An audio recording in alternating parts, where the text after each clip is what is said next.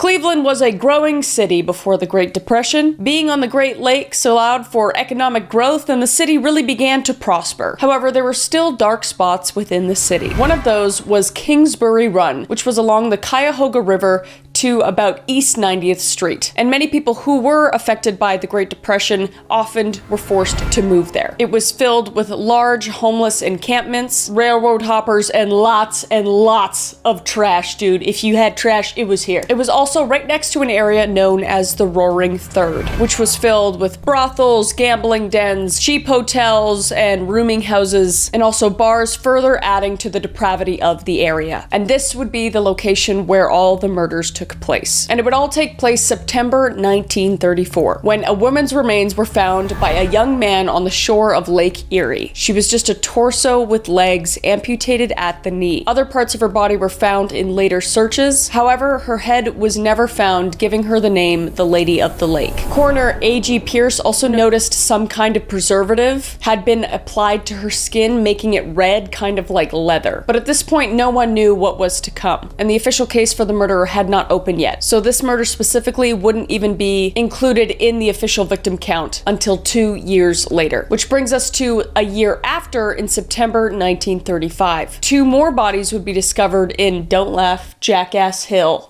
Who named this? Just a street down from Kingsbury Run. One was identified as 28-year-old Edward Andrassy because of his fingerprints. The other was a 40-year-old white male who was never identified. And Andrassy's body would be found completely naked except for a pair of socks. And get this, he was drained of all of his blood and had rope burns on his wrists. He was also emasculated, if you know what I'm saying. So just like the most diabolical, like for what purpose? It just, all of these murders are so gruesome and intricate. It's extremely strange. The other victim was also emasculated and had the same preservatives as the Lady of the Lake. There are some crime scene photos of these bodies. I'm not going to show them, I'll just describe them. We have the full body, naked body of man with the socks on, with no head. My brain doesn't even let me think that this is real. It is horrific. I'm not going to show that obviously on YouTube. And then there is also a photo of the missing head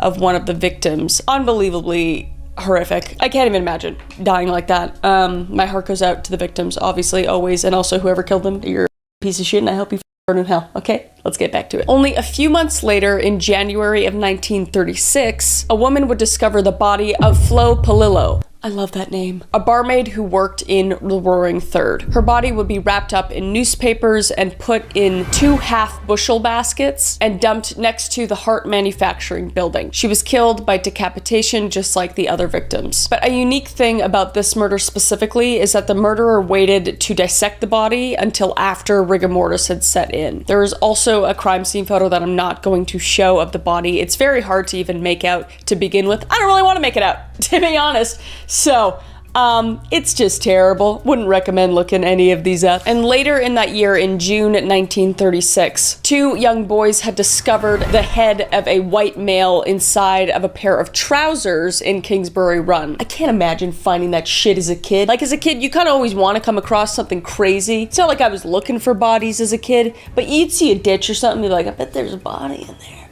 And if I found it, I could maybe be on the paper. But then you find it, and you're just like, horrified for the rest of your life and tormented with nightmares. So I feel really bad for these kids is what I'm trying to say. Within 24 hours, the decapitated white male was dumped on the Nickel Plate Railroad police building steps. And the victim was never identified despite having fingerprints and 6 tattoos. A plaster death mask was also displayed at the 1936 Great Lakes Exposition, and his official name would become the Tattoo Man. There would also be several other plaster masks that were made of the deceased just so they could get identified, and they would be made by taking photographs of the deceased person's face and then be made by plaster. So it's not actually the person's face, YouTube. It is just a plaster mask, okay? And when the tattoo man was found, his body would also be drained of all of its blood. And there is a autopsy report that is public. It's very interesting. Extremely hard to read because doctors, although go through years and years of schooling, don't learn how to write in any sort of legible way. So I can really only make out like a few words here, like head severed at chin, clean, and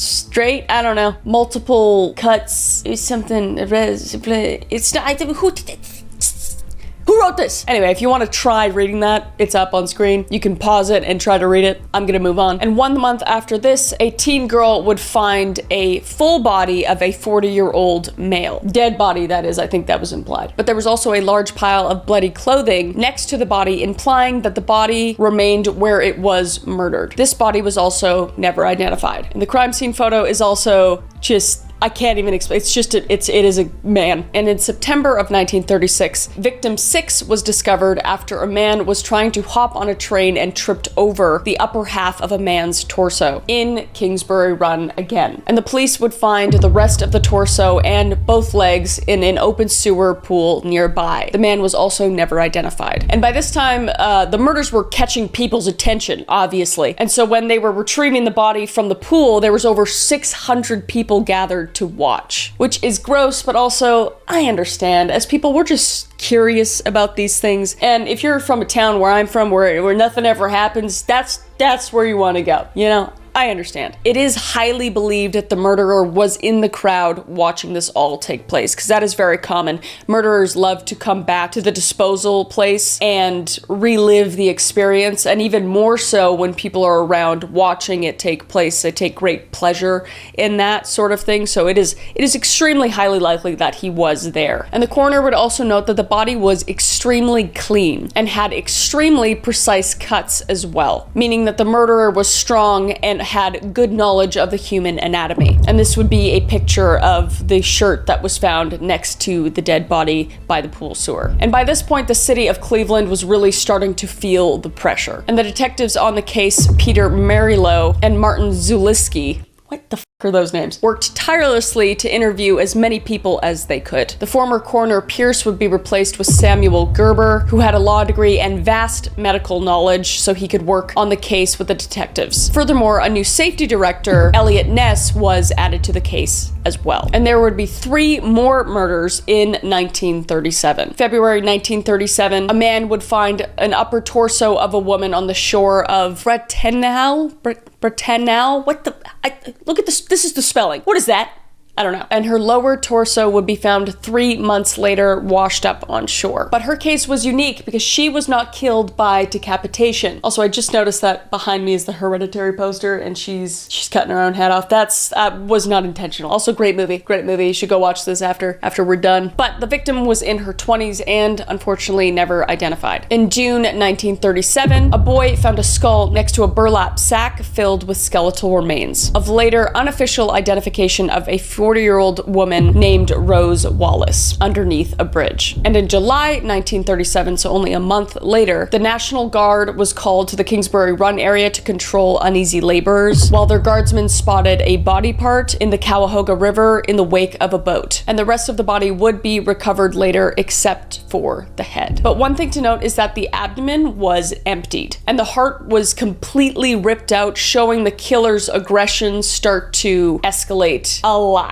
Not to mention that the murders are happening closer and closer together, which we see throughout most serial killers. They begin to escalate more and more, and the time frames and cool down periods become shorter and shorter. But the final 2 confirmed victims would be in 1938. In April of 1938, a laborer found a woman's leg on the banks of the Cuyahoga River, and later police would find 2 burlap sacks with her torso and both of her legs in it as well. Coroner Gerber would also find drugs in her system, and this is the first victim that they would find drugs in, so it could have meant that they sedated the victim and then the murderer took advantage of them being under the influence, but it was never confirmed because her arms were never found and she was unidentified. And the last known murder would be in August 1938. A group of scrap collectors would be digging through the garbage and they would find not treasures, I'll tell you that. They would find a torso of a woman wrapped in a man's double-breasted blue blazer. That's very hard to say. And then wrapped again in an old quilt. And the arms and legs would be found nearby in a newly built box wrapped in butcher's paper and held together by rubber bands. This guy's just like having fun at this point. He's just like, what else can I do? I feel like he's just in his garage just grabbing for whatever and just being like, I'm gonna put this here and this there. I feel like this guy's just trying to do his best to evade police and evade any sort of pattern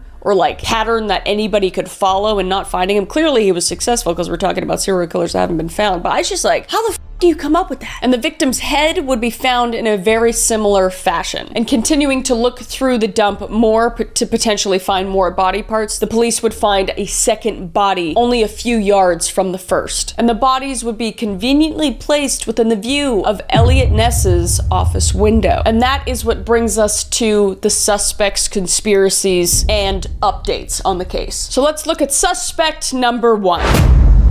In July of 1939, a 52-year-old bricklayer, Frank Dolezal, was arrested for the murders of Flo Polillo, Edward Andressi, and Rose Wallace. He had actually lived with Polillo for a little bit, and he was well acquainted to both Wallace and Andressi, tying him to all the murders. However, investigators would notice that when he was in custody and questioned about the murders, a lot of his confessions knew niche details, but he was also rambling about nonsense all of the time, and some investigators believed he was heavily coached. And in a crazy turn of events, a few days before he was supposed to go on trial, Frank was found hung dead in his cell. And it is believed that he was murdered in his cell because he was hung from a hook that was 5 foot 7 inches from the floor, and Dolezal was 5 foot 8 inches, meaning it would be near impossible to hang yourself because naturally the body will pick itself up once it's under distress,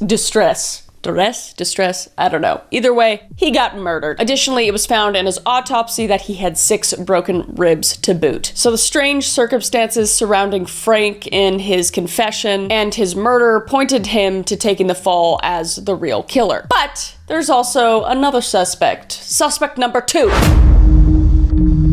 Dr. X, aka Francis E. Sweeney. I prefer Dr. X. Sweeney was an accredited and, can you guess it, a somewhat troubled surgeon who lived, get this, next to Kingsbury Run. He also had access to multiple medical facilities in the area that would allow him to dissect his victims without question. Red flag, red flag. Francis would be interrogated extensively by Elliot Ness and other investigators on the case, but he would never confess anything. You piece of shit. I mean, unless he didn't do it, but it's really sounding like he probably did it. And he was also never directly linked to any evidence from the cases either. But it is generally believed that Sweeney was, in fact, the Cleveland torso murderer, because once he admitted himself to a sanatorium, the murder stopped altogether. Pretty suspicious if you ask me. But that concludes our first unsolved serial killer murder streak. So let's move on to the alphabet murderer. And no, it is not even close to as fun as it sounds. And by fun, I just mean alphabet. I don't know why that sounds. It just reminds me of Sesame Street. There are no Muppets or fun learning activities involved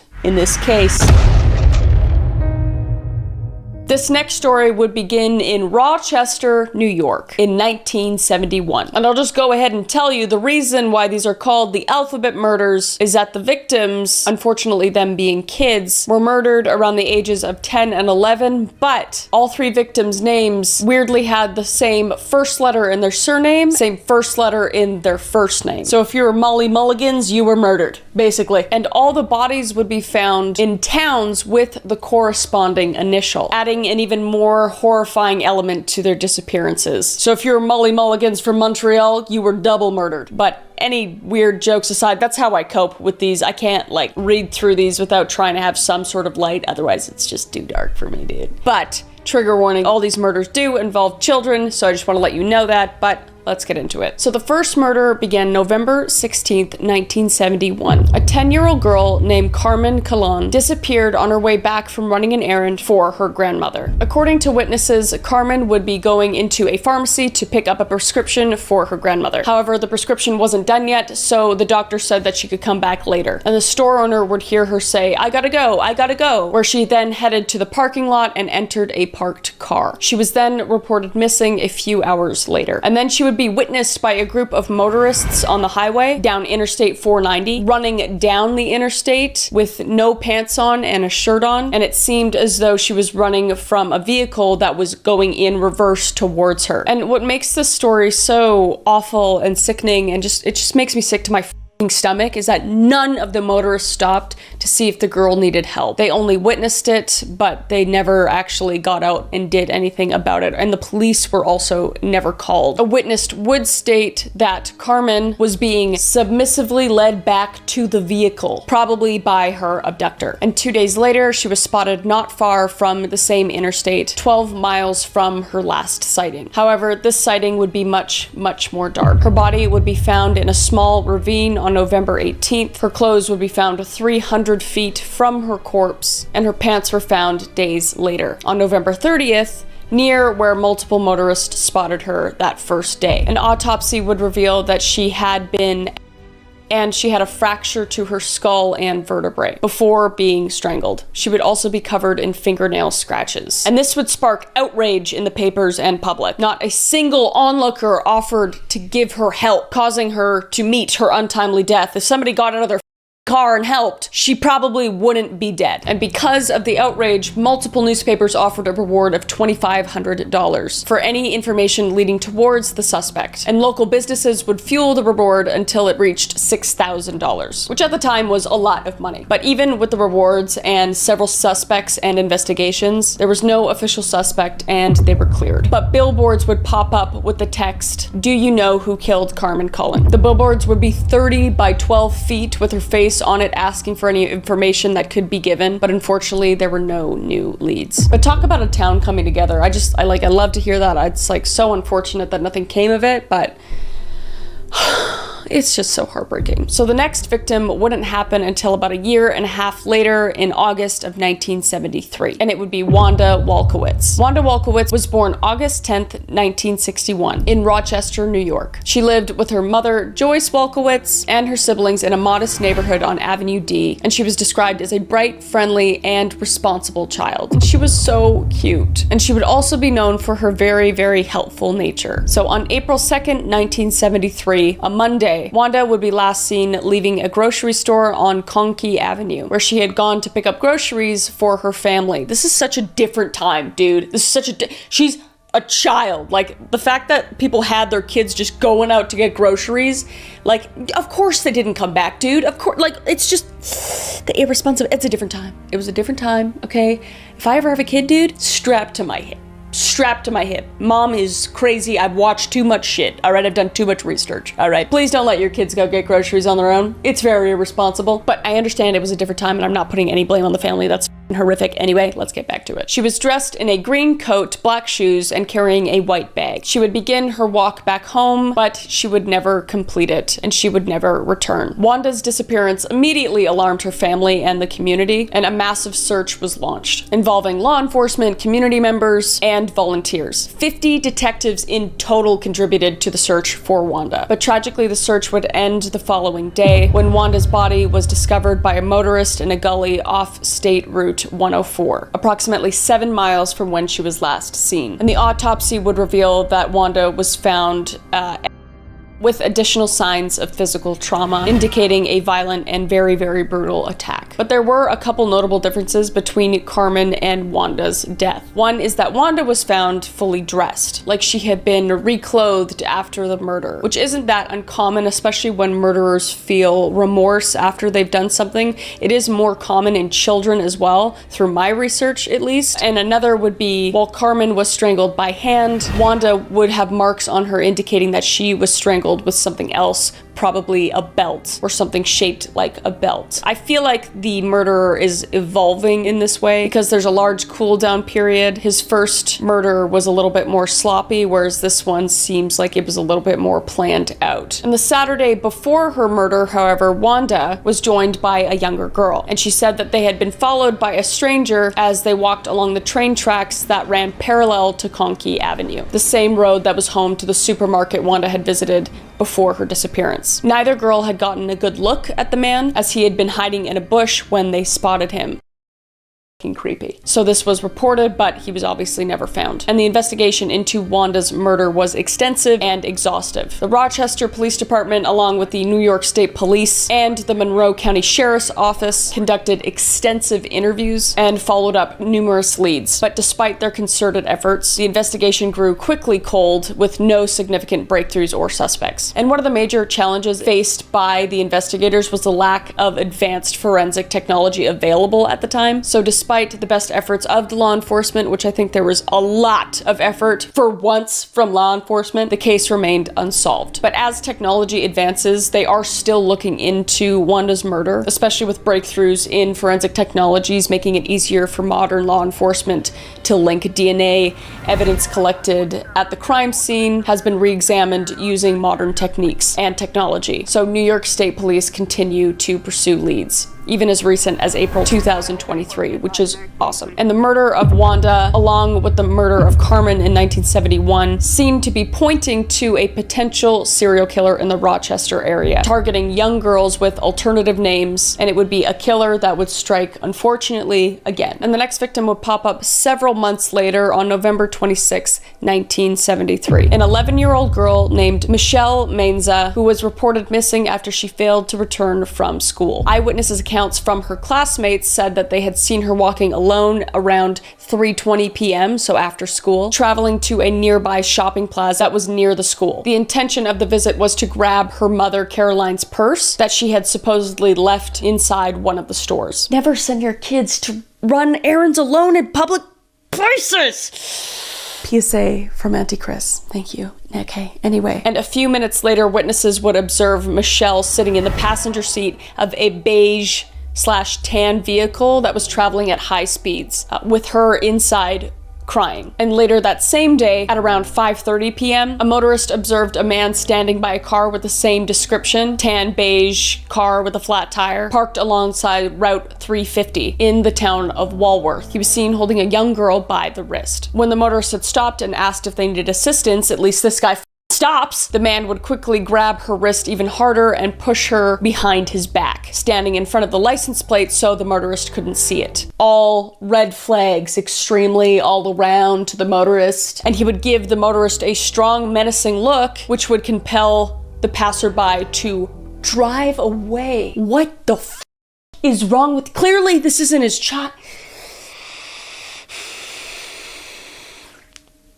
Anyway, and this would unfortunately be the last time any passerby saw Michelle Manza again alive, until a fully clothed body was found nearby in a ditch on November 28th at around 10:30 a.m. She would be found lying face down in the ditch alongside a rural road in Macedon, about 15 miles away from Rochester. And autopsy reports would show disturbing revelations, to say the least, including extensive blunt trauma to her body, strangle marks around her neck, and signs of— but weirdly enough, there were white strands of white cat fur discovered on her clothing, and a palm print was partially discovered on her neck. And analyzing her stomach contents, there would be contents of hamburger and onions, eaten only an hour before her disappearance and death, alluding to the fact that she might have been fed by the murderer before he actually murdered her. But this would allow detectives to match a partial description of eyewitness accounts of a man with dark hair, pale skin, and aged 25 to 35, standing approximately 6 feet tall and weighing about 165 pounds. And this was the description given by the eyewitness who claimed to have seen the young girl in the company of a middle-aged man at a fast food restaurant in the town of Penfield. And that is what brings us to our suspects, conspiracy, and updates. So our first suspect would be Miguel Cullen. Miguel Cullen was Carmen Cullen's uncle, our first victim, and was considered to be one of the strongest suspects in the murder of Carmen, especially with the relationship he had with her mother, Guillermina. After the separation of her parents, he became very close with her. Weeks before the murder of Carmen, her uncle had purchased a car that closely matched the vehicle eyewitnesses saw pursuing the child on Interstate 490. And when the investigators finally investigated the car, they noticed the car had been cleaned thoroughly, suspicious, and even had a strong chemical smell from the powerful cleaning solutions. And the dealership said they had not cleaned the car with the solution prior to the sale, since Miguel had purchased a car extremely recently. Another piece of evidence involved was a doll that belonged to Carmen. However, Carmen's relatives stated that she would travel around with him a lot and may have just left the doll in his car at the time. But something was weird with Miguel, according to his friend. 2 days after the death of his own niece, he told his friend he intended to leave the country, stating that he had done something wrong in Rochester. What the was that, Miguel? He would go from Rochester to Puerto Rico 4 days after the murder of his niece. When investigators did finally travel to San Juan to question him on March 1972, the local newspapers would unfortunately give him away, causing Miguel to flee from authorities. However, he later surrendered on March 26th, where he was extradited back to Rochester for questioning. His alibis after being taken into custody and his movements on the date of his niece's death were not credible, shocking, and no one would corroborate these claims. However, despite the strong circumstantial evidence, there was no physical evidence to tie him to the case. However, Miguel would commit slewer slide in 1991 at the age of 44 due to an incident of domestic violence where he shot and wounded his wife and brother. So how he wasn't charged at all is a bit f***ed up to me, you know? But we still have another suspect, and that is Dennis Termini. He was another strong suspect in this case, and he was a 25-year-old firefighter. He was also a prolific serial offender, known as the Garage Grapist, cool name dude, who committed a minimum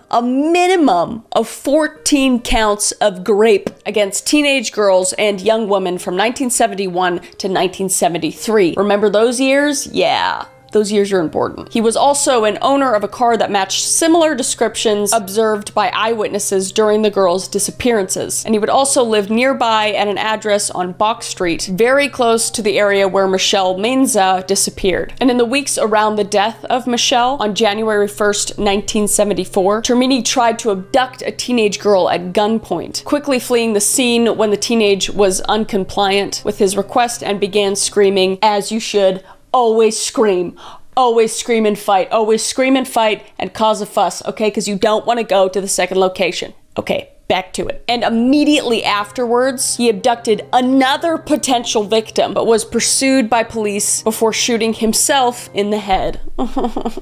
Anyway, a forensic examination of the vehicle revealed white cat fur, similar to that dealing with Michelle Menza's disappearance. However, in January of 2007, Termini's body was used for DNA sample to compare his semen samples recovered from Walkowitz, and the outcome of the test showed that Termini was not responsible for her murder, although no DNA from the other victims could be compared with Termini's DNA. So he was only technically off the hook for Menza's murder, with the other girls being impossible to test because there was no physical evidence for them to test. But we have one more suspect, and that is suspect number 3, Kenneth Bianchi. Bianchi? I don't really give a because he's a piece of shit. We're just gonna call him Kenneth. Also, who the is named Kenneth? This guy was a actual serial killer, okay? It was not a good time to be in Rochester, New York at this time, because there's all these guys just walking around committing crimes. And Kenneth was, don't you know it, an ice cream vendor in Rochester that was known to have been at these locations close to the first 2 murders. And between 1977 and 1978, he and his cousin Angelo Buono Jr., I don't know your name, you're also a piece of shit, so I don't give a shit what your name is, committed the hillside strangle murders of 10 young women between the ages of 12 and 28. So, we already know they're pieces of shit, alright? However, he was known to have driven the same color car. What is with all these guys driving tan beige cars? Just like Ted Bundy drove a tan beigey bug. What is that? Oh, you know what? No, I know what it is. I figured it's like non-distinct. It's not very like flashy, so they're like less likely to get caught, but clearly not. Alright? Also, I need to put my glasses on. My head hurts and I can't see. Okay? I'm just gonna look like Austin Powers right now. For the rest of the video. They would find his car during the time of the abduction site as well, yet he claims no involvement after he got caught for his other crimes. So it's just very, very strange. But we have even one more suspect. Suspect number 4, Joseph Nasso. Joseph Nasso was a 77-year-old man who was arrested in Reno, Nevada after the murders of 4 women between 1977 and 1994, all of which were women of the night. But what was weird about his victims is the fact that each victim's surname began with the same letter as their first name, the same as the alphabet murders. And he had supposedly lived in Rochester in the early 70s and regularly traveled between New York and California. However, despite being a person of interest in the alphabet murders, DNA testing did not match any samples from his semen samples. He would be brought to trial in 2013 of June 18th and was charged for the murders in Nevada, where he was convicted and sentenced to death. So I guess it was just a coincidence that he was doing the same thing as the alphabet murderer, but just in a different location. So why are the alphabet murders so strange? Stranger than what they already were, with the surname and first name of the first letters matching. The matching initials were also matching with the place where the body was found. For Carmen Cullen, CC, she was found in Churchville, New York. For Wanda Wolkowitz, WW, she was found in Webster, New York. And for Michelle Mainza, MM, she was found in Macedon, New York. So this disturbing fact made the case very confusing, and it was this notable characteristic that gave him the name the alphabet murderer. It could be a very strange coincidence, but I highly doubt it. It seems very intentional to me. But the story, unfortunately, as we know, does not have a happy ending. No one has been charged for these murders. So that concludes our second unsolved serial killer case. And now on to the last, and probably least, because none of these are good necessarily. It's just this is the last one, all right? It is the I-70 Strangler. For those of you who don't know, the I-70 Strangler is an unidentified serial killer who killed all 12 plus of his victims within the states of Indiana and Ohio. His killing spree would last from June 1980 and end in October 1991. And the reason he was given the name the I-70 Killer is because all of his victims were dumped along Interstate 70. The victims would be all adolescent young boys he met at gay bars within a 4-block radius of Indianapolis. The bodies would be either fully naked or partially clothed and dumped in rivers and ditches along I-70. But strangely enough, there was also another unidentified serial killer called the I-70 Killer, where he killed 6 store clerks along I-70 from 1992 until possibly 2001. I guess the moral of the story is don't drive on I-70. I'm not gonna. You won't catch me on I-70, dude. What the f?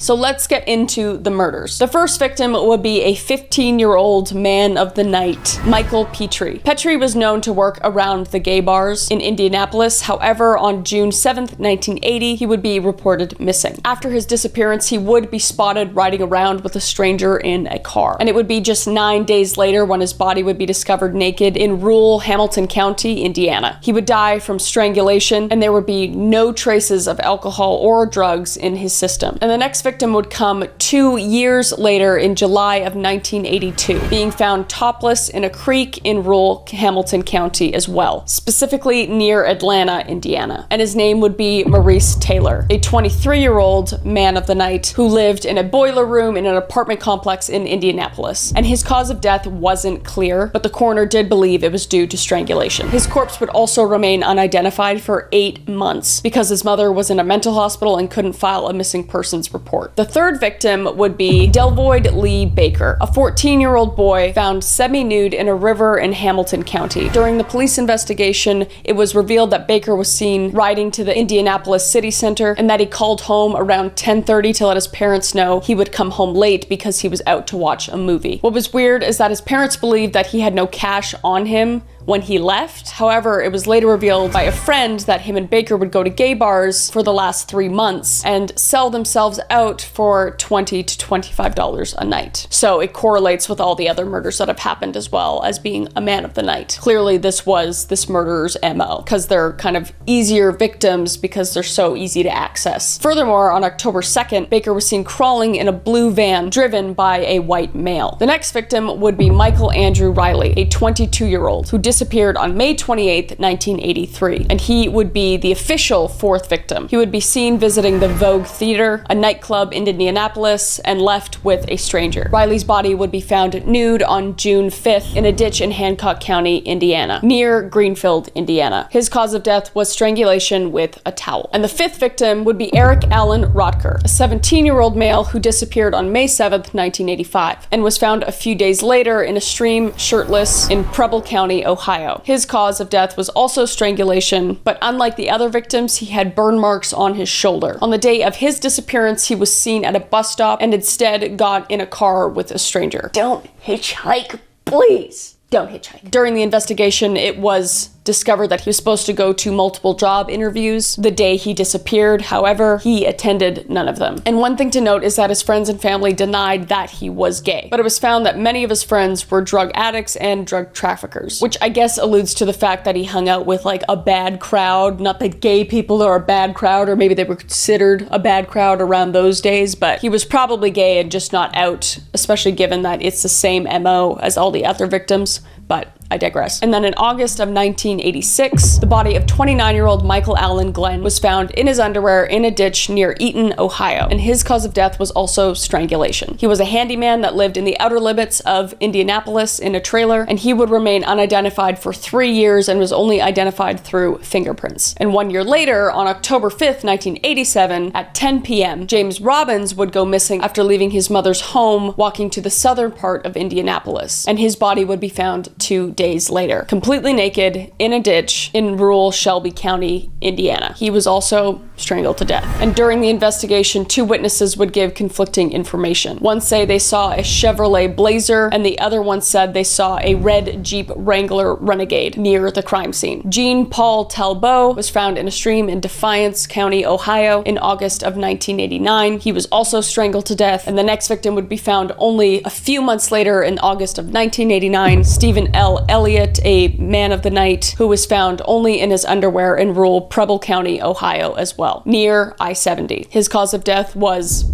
strangulation. Clay Russell Boatman, age 32, was a licensed practical nurse. He would be found in a ditch near Eaton, Ohio by a group of children in August of 1990. His cause of death would be strangulation as well. And the next victim would appear within the same month now, so now it's just escalating more and more, getting those quicker cool down periods. The body of 19-year-old Thomas Clevenger Jr. was found semi-nude along a railroad track near Greenville, Ohio. But one thing to note is that Thomas had a learning disability, meaning he could hardly read or write. He grew up also in a very poor neighborhood and began drinking and committing crimes like stabbing his school deputy's headmaster at the age of 14. He had also began man of the nighting himself near gay bars to make money shortly before his disappearance. So again, just same pattern. And the 12th victim and final victim that we know of was found in a ditch on a gravel road in rural Henry County, Indiana on October 7th, 1991. Otto Gary Becker, and he was age 42, and he would be seen in a vehicle with 2 other men and being held down by them, driving down a major road, which was I-70. So now that we're done with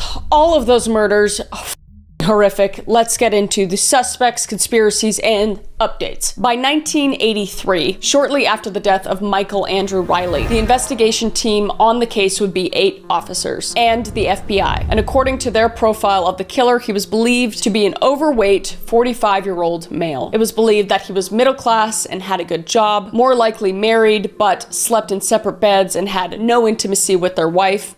Obviously. He was probably attracted to little boys and to young men, and this led to the possible destruction of his career. I love how they get so detailed with these profiles. It just reminds me of Criminal Minds, and I love Criminal Minds. I like getting into the nitty-gritty of the psychology of all this. Anyway, and the shame and guilt he felt from his gross obsession led to him killing. And another murder would occur while all of the other murders were going on. The body of Daniel Scott McNeve would be discovered in a field near Indiana State Road 39 in Hendricks County. It was at the time believed that this death was potentially linked, but also committed by a different killer. The other killer was believed to be a white male at the ages ranging from 20 to 30. He more likely worked a low-skill labor job and outwardly extremely homophobic, but more likely a closeted homosexual who murdered because of his self-hatred and shame, which happens a lot of the case with serial killers. He was also very much in shape and had a hyper fixation of all things military. And McNeve's murder would be linked to Larry Eiler, a serial killer also known as the Interstate Killer,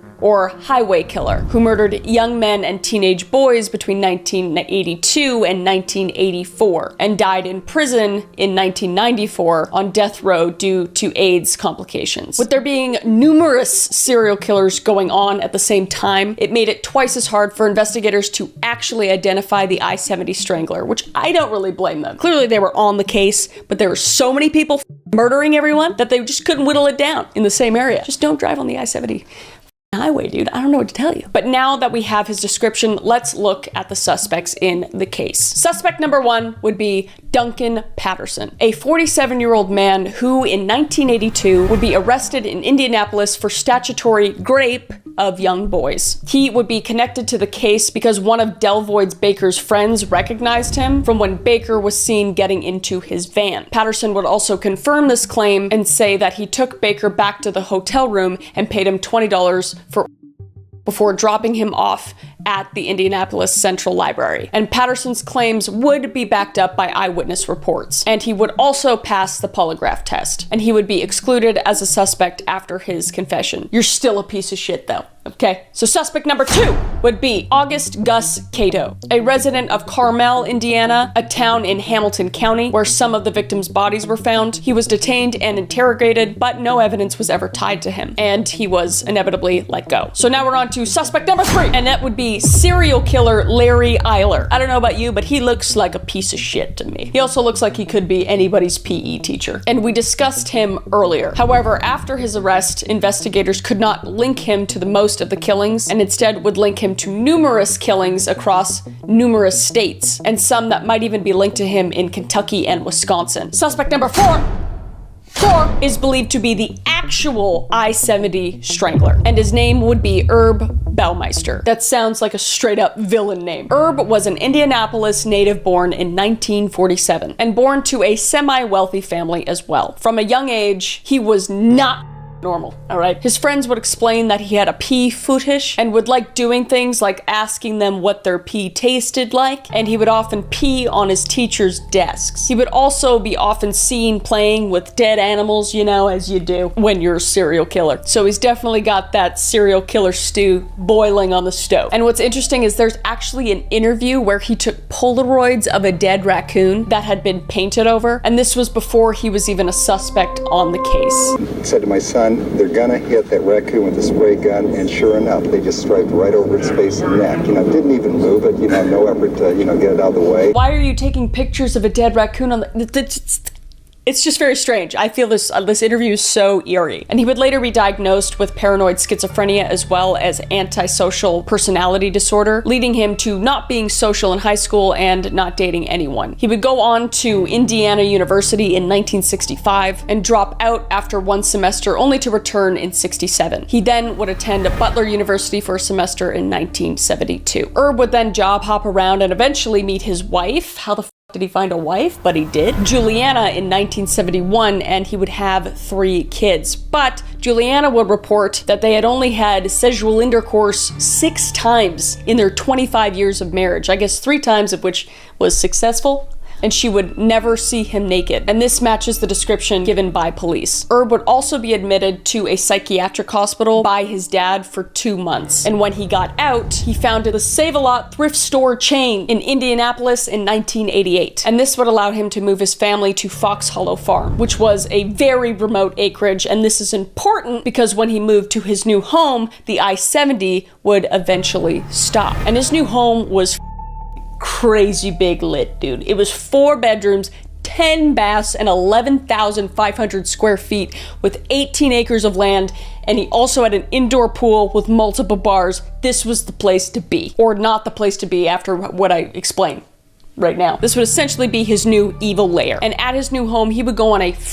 insane, crazy killing streak. So far, 8 victims have been positively identified. However, as of January 2024, forensic teams are still working on the property and have found 10,000 human remains, meaning that he could be one of the most prolific serial killers to ever exist. Yeah, that guy that you just saw in that interview with the raccoon. That guy. This was just, the painter should have had a chalk line drawn around his career. And there are 3 identified males that have not been found. Hamilton County coroners implore people to please come forward if they have male family members that went missing in the 1980s to the 1990s. So here are those unidentified victims. John Lee Bayer, age 20, went missing in Indianapolis in May of 1993. Jeffrey Allen Jones, age 31, went missing in Indianapolis in July of 1993. Richard Douglas Hamilton Jr., age 20, went missing in Indianapolis in July 1993. Alan Lee Livingston, age 27, went missing in Indianapolis in August of 1993. His remains were discovered in 1996 and later identified on October of 2003. Stephen Sperlin Hale, age 28, went missing in Indianapolis in April of 1994. Alan Wayne Brassard, age 28, went missing in Indianapolis in June of 1994. Roger Allen Goodlett, age 33, went missing in July of 1994. Before his disappearance, he was seen with Herb at multiple gay bars in Indianapolis. He was last seen leaving his mother's place where he lived. Michael Frederick Kern, age 45, went missing in March of 1995. He was last seen at a gay bar in downtown Indianapolis. Furthermore, his jacket was found at Fox Hollow Farm. Manuel Resendez, age 34, went missing in August of 1993. His remains were recovered in 1996, and he was fully identified in January 2024 from a family DNA sample provided in 2023. And Herb would be discovered by police when a man came forward in 1994 claiming that he was a regular at a gay bar and he would go by the name Brian Smart. Not so smart. And that this man had killed his friend Roger Goodlett because he had tried to kill him when he tried to strangle him using a pool hose at his mansion before he went missing. They had an encounter in the swimming pool where the survivor was in the pool, and Mr. Baumeister came up behind him and placed a pool hose around his neck. And it's important to note also, in 1994, Herb's son found a skull buried in their yard. In 1994, she had observed possible human remains, including a skull and bones. Investigators say her husband claimed the skull had once belonged to his physician father, took the skull, and Mrs. Baumeister and her children never saw it again. And when he asked his parents, Herb would say that his father, who was an anesthesiologist, had just given him a dissected skeleton and that Herb had just buried it in the yard. As far as I know, anesthesiologists don't really deal with skeletal remains. So good cover up though. And the man who came forward also claimed that in 1995, he saw Brian following his car and taking down his license plate number. And the police were eventually able to identify Herb as Brian Smart. Brian not so smart. Am I right? Okay, and would confront him at his mansion and ask to search his home. According to police, all of the missing victims have several traits in common. Chief among them, alternative lifestyles, a dependence on drugs or alcohol, and arrests for male prostitution. He and his wife refused, but in 1996, Julie divorced Herb. I keep calling him Herb. I think his name is Herb. I don't care. He's a asshole. Julie divorced Herb, I'm gonna keep calling him Herb, after he began to exhibit behavior that terrified her and her kids. She would then consent to a search of the property where 11 bodies were found. County highway workers joined sheriff's deputies in the search for more bones. They helped investigators clear away some of the heavy brush that covers an area discovered last Friday that holds even more bones. Herb would flee to Ontario, Canada, and end his sorry life with a .357 Magnum. He would also write a Slewer Slide letter where he said that he was sorry for taking his own life and making a mess in the Pinery Provincial Park, and chose this location because his first location had too many children. Yeah, no shit, it's a park.